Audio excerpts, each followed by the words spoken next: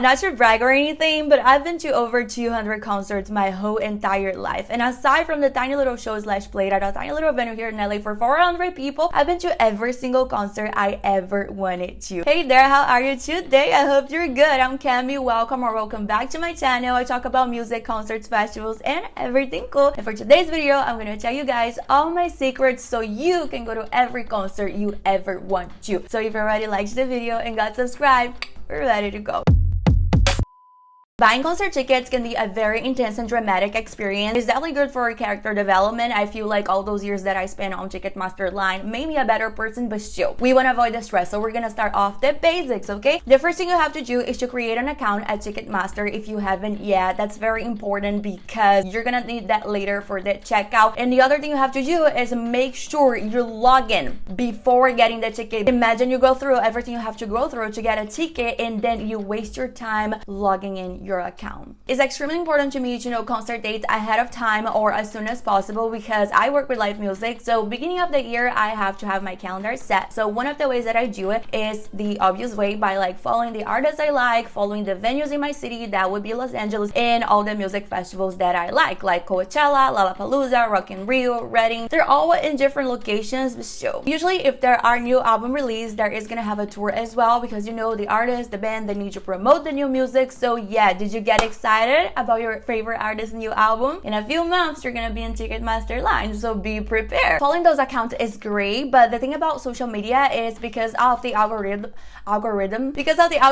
you don't always get the content that you want, so you end up missing out on a lot of stuff. What works in a very accurate way for me is to use the apps bandsintown. Bandsintown is a great app that basically syncs with your Spotify and automatically shows the artists that you listen to that are gonna be playing in your city and the dates and everything. It's great when it works. That's not always. My favorite one is SeatGeek. SeatGeek I always use for like buying last minute tickets. We're gonna get there. I love SeatGeek. It's very safe. It has like a buyer's guarantee, which means that you're not gonna deal with scammers. Since it's an app for reselling tickets, they obviously show you the dates. They're gonna show you the next one. What I usually do is like set my city, set the dates, and then I can plan everything ahead of time. I love SeatGeek. SeatGeek, the day you sponsor me is gonna be a really happy day for me. Know your venue. Seriously, it takes like 2 minutes for you to look at the concert date, see where they're playing, and Google it for a little bit. This is important because you want to make sure that you know what you're gonna get at the moment that you're gonna get. You don't want to get on Ticketmaster and be like,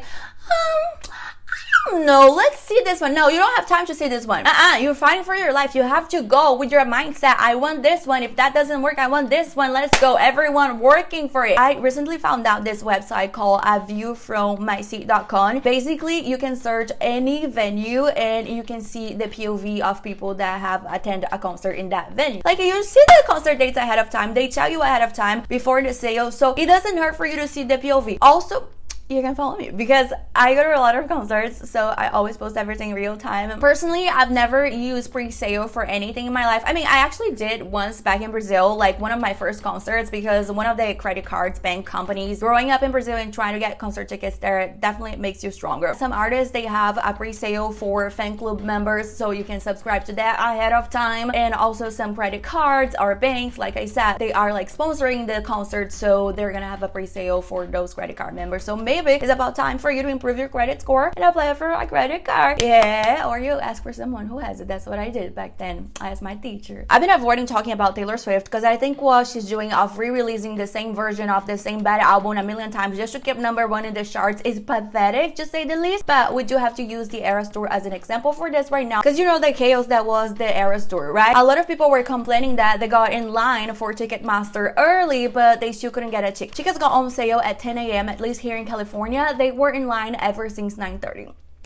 I mean, you were asking for not getting a ticket, baby girl. If it is a big artist or a festival like Coachella, for example, you have to put some effort in that. Please wake up 7 a.m, log in on Ticketmaster, wait in line, leave the page open. There you go. Okay, now let's say you did all that and you still didn't get a ticket. It happens. I mean, what can I do? You're not God's favor. It be like that. It happens, but we have hope. Our options are resale. If you're buying resale, do it the right way. Do it safely. You're not gonna buy from a random random person on the internet. And if you are, stalk the shit out of them. Make sure that they are a real person. Make sure that it makes sense that they just have a friend that couldn't make it and they're trying to sell the ticket. So like, let's say that you're trying to buy resale for Olivia Rodrigo. You're not gonna buy it from a middle-aged man. I mean, what is he doing there? You know, so have some common sense. But still, I don't know. I have trust issues, especially because we have the means to like resell the ticket like safely. So I wouldn't trust that. I've used Ticketmaster before for resale tickets. The only thing about Ticketmaster is that the fees are insane and the price is so much more expensive. Usually StubHub and vividseats have good options. I've used them before, but the thing is that I think it's a little slow. It's been years that I use those apps, so I don't know how it is today, but I am very loyal to SeatGeek. I love SeatGeek. I don't know if I said that already, but they have a buyer's guarantee, so no scammers at all. I never had a single issue in my life with SeatGeek. It works really fast, and I am a big advocate for last minute tickets. I always do that. If I don't get a ticket, I just wait. It's all or nothing for me. I either go through everything, ask everyone I know, or I wait until the last minute. So what I usually do, I stay close to the venue. You know, depends on where it is. Like if it's a little far, then maybe it's not that worth it. Maybe I want to make sure that I get the ticket at home. But at the day of the concert, it's much cheaper because people are desperate. They want to sell the ticket. What works really well is to be close to the venue with SeatGeek open. You see that they're going down, like, okay, time is now. Show's about to start. The tickets are going away. Perfect. We got it. The only thing is that since it's a safe resale, like the tickets are a little bit limited. So for me, it's not really a problem because as long as I go to the concert, I'm happy. But I like going to the pit. I find a bit in the pit. I like JA. For me, it's not really a problem because this area doesn't really have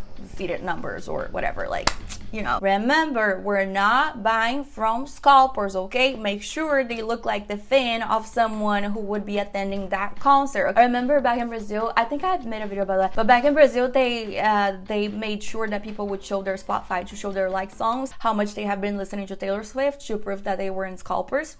Chaotic. I've been away from the channel for the past weeks because I just launched my clothing brand, The Good Groupie. It's for music festival girlies. I'm gonna design the male collection soon, okay? It's my new baby, so I have to give it a little bit more attention so it grows healthily. That's it. I hope you guys liked the video. I hope it was helpful for you. If you did like the video, don't forget to subscribe and give it a thumbs up. And if you didn't like the video, why not? You know everything already? You didn't get any value for this? Interesting. Okay. Bye.